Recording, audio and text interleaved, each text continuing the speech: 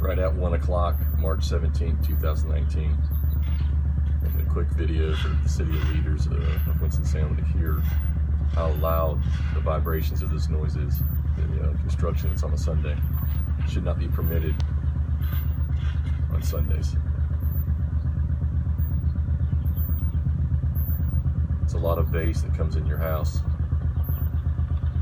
A lot of noise, a lot of vibrations.